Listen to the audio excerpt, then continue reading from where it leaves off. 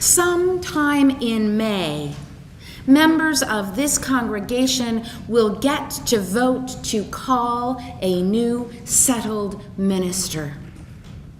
By now, if you are not aware of this fact, you are either new to the congregation or have been mightily distracted by something else of great import in your life.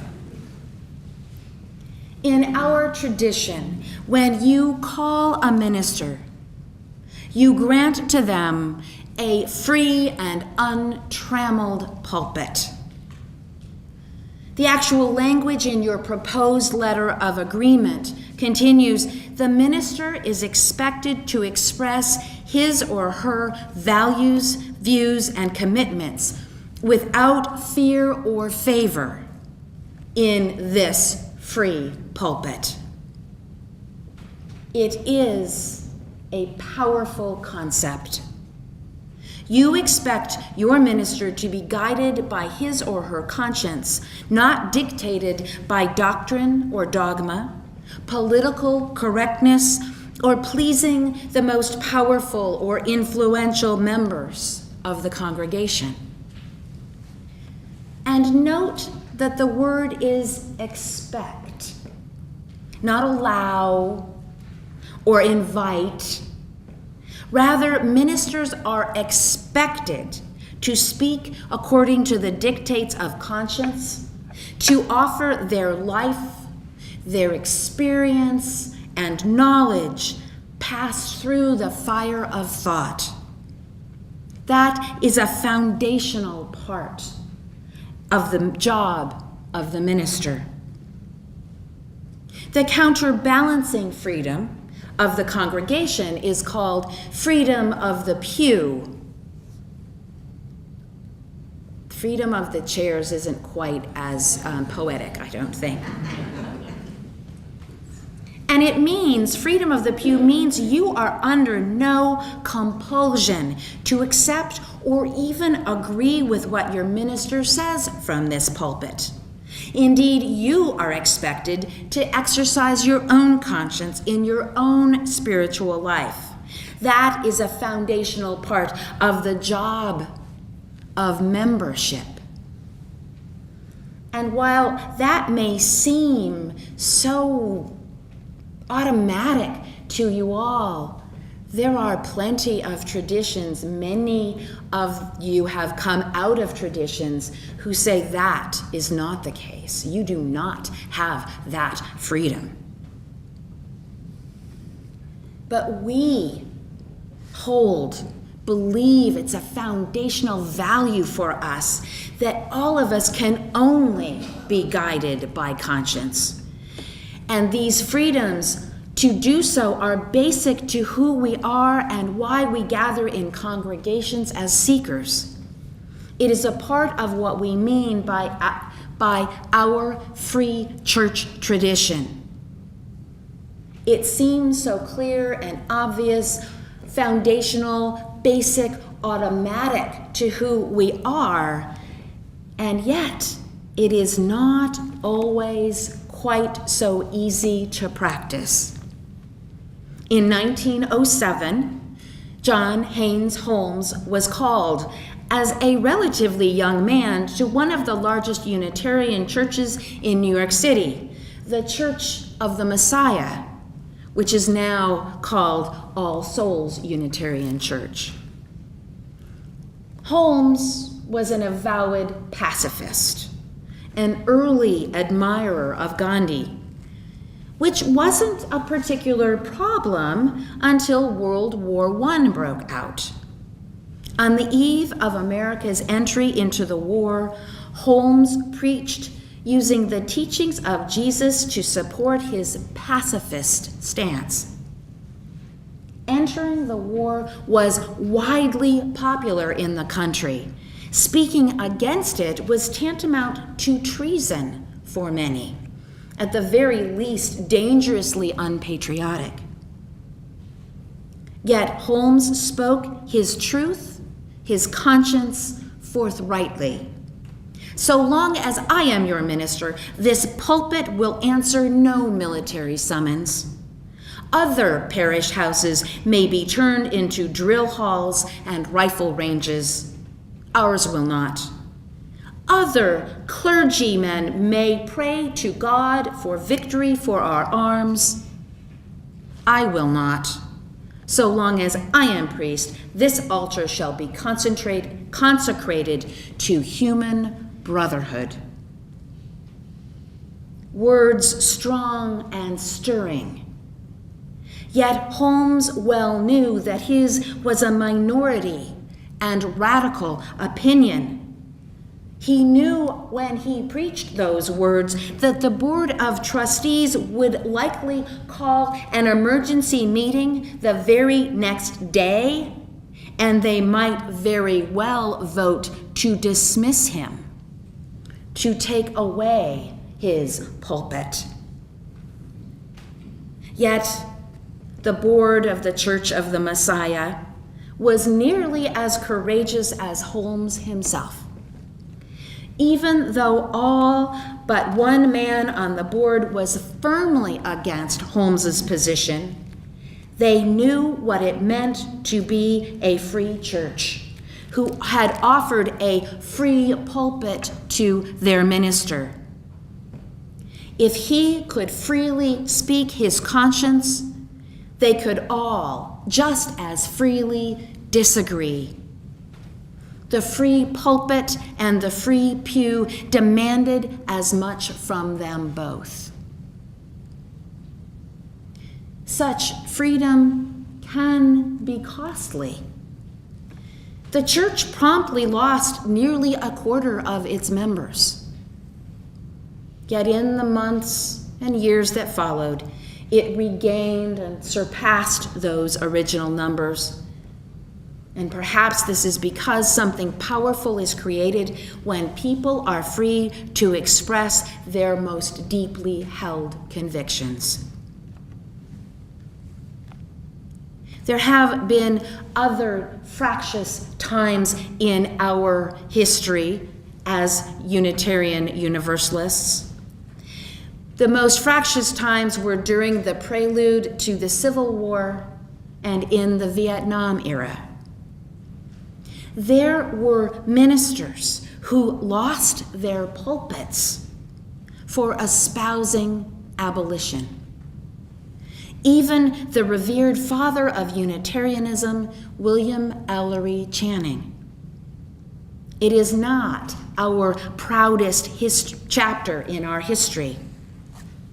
Yet many of the Boston Brahmin, wealthy, powerful, and influential Unitarians profited, at least indirectly, by trading goods created by slave labor.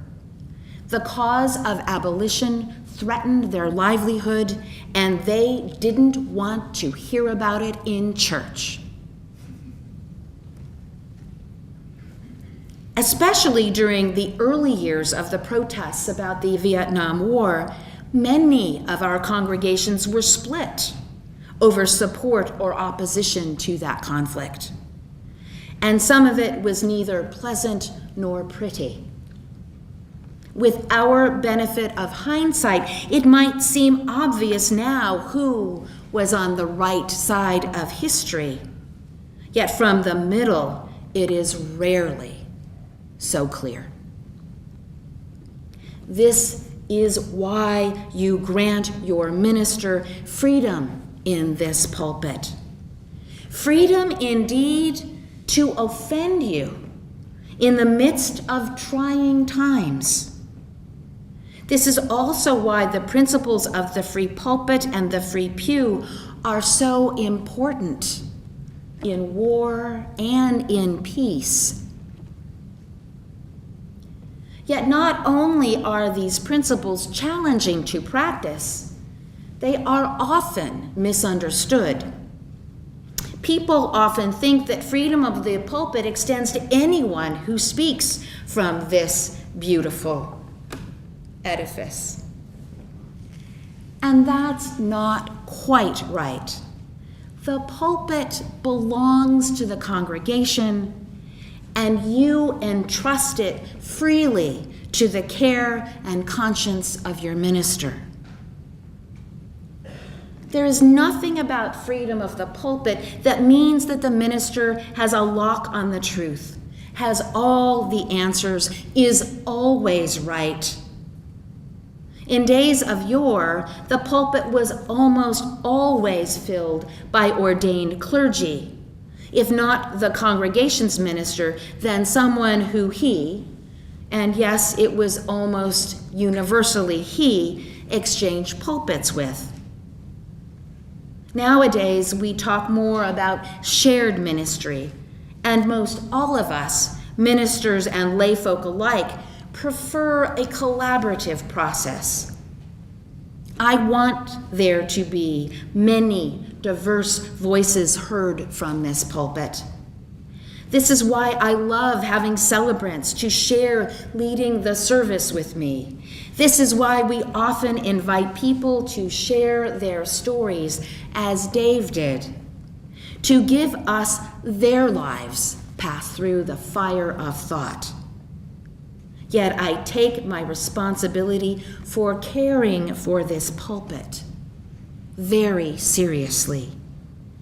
It is to me sacred duty, honor, privilege. Freedom of the pew is also oft misunderstood. Someone recently shared with me that she thought it meant if you don't like the minister's preaching, you are free to leave. Otherwise, you grin and bear it. Well, you most certainly have the freedom to leave, yet you also have your own freedom of conscience and the freedom to tell your minister that you disagree.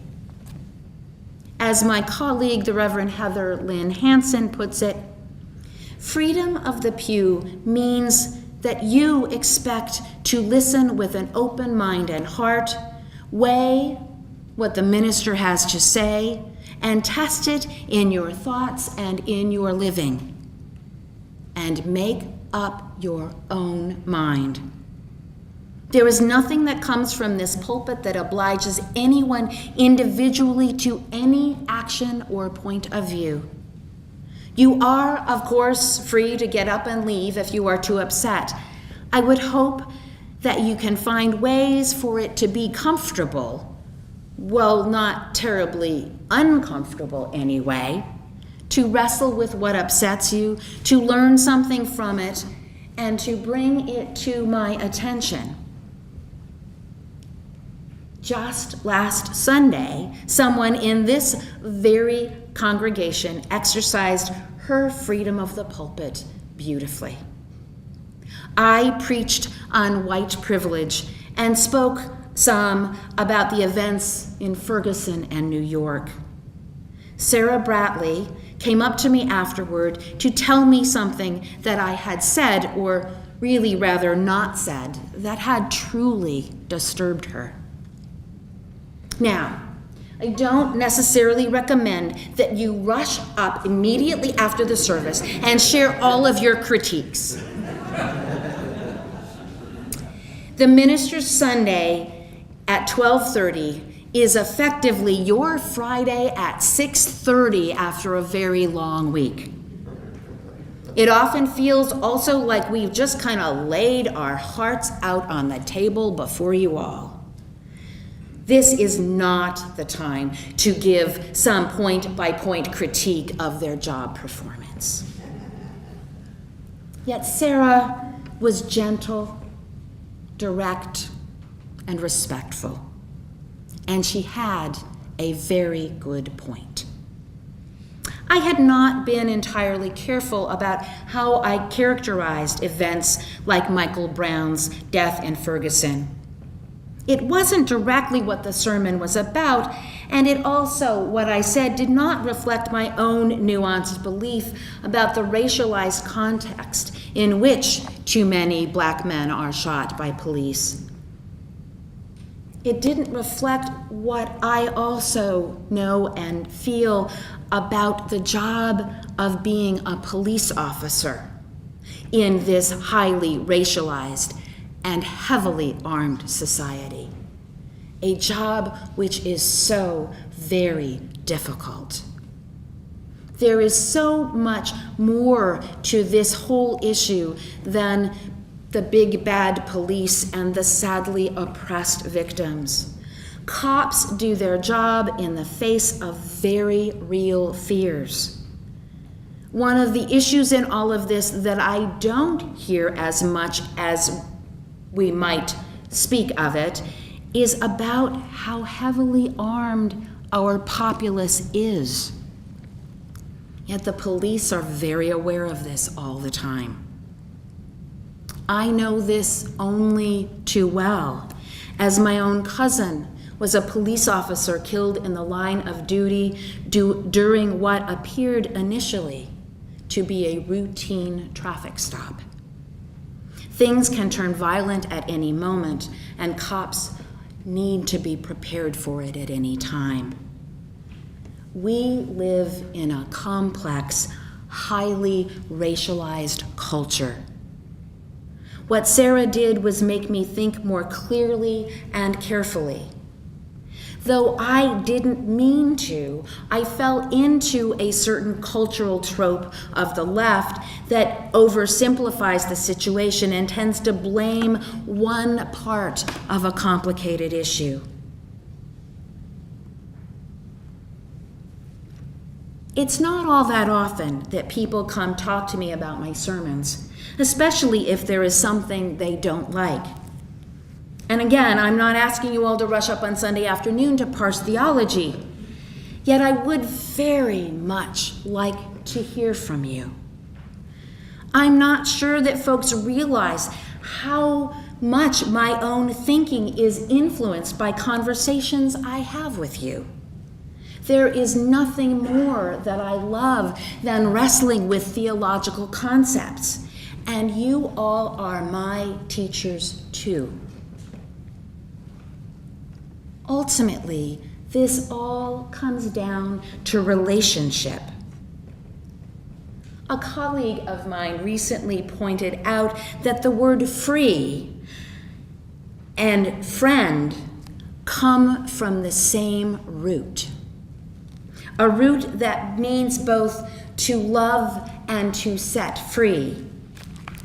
Now, I always thought that the saying, if you love someone, set them free, if they come back, they're yours, if they don't, they never were, was awfully dippy. But it turns out to have some truth, at least on an etymological level. The same root of free and friend means love and to set free. Freedom of the pulpit and freedom of the pew are not two freedoms up against one another. Rather, they imply a depth of relationship and a depth of responsibility. Whatever freedom we have exists out of our interconnections. Freedom grows out of relationship.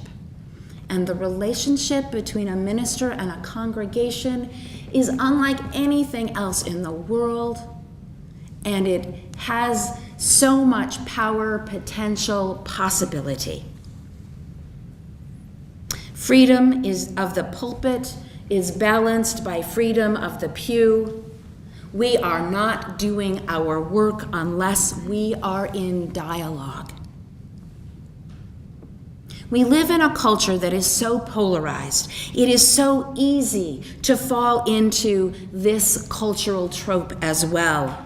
If you disagree with something I say or believe, one of us must be wrong.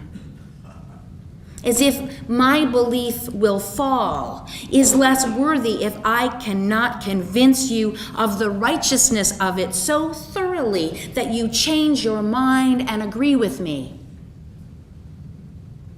Too many conversations, even among friends or fellow church members who generally agree about so much, turn adversarial. We try to convince one another rather than listen. Theodore Parker was one of those 19th century Unitarian ministers who got in trouble for espousing abolition. And he understood well the power of the free pulpit. He said, "Truth speaks in 1,000 tongues. With a pen, graves her sentence on the rock forever. You may prevent the freedom of speech in this pulpit if you will. You may hire your servants to preach as you bid, to spare your vices, flatter your follies, to prophesy smooth things, and say it is peace when there is no peace. Yet in doing so, you weaken and enthrall yourselves. But on the other hand, you may encourage your brother to tell the truth. You will then have his best words, his brightest thoughts, his most hearty prayers. May you call your next minister to this free pulpit, seeking his or her best words, brightest thoughts, and hearty prayers. In so calling your minister, may you be fully aware the freedoms we are all granted in this free church tradition. May our lives, minds, and hearts be nurtured, expanded, comforted, challenged, and set free from this place in this sanctuary, from this pulpit. Amen and blessed be.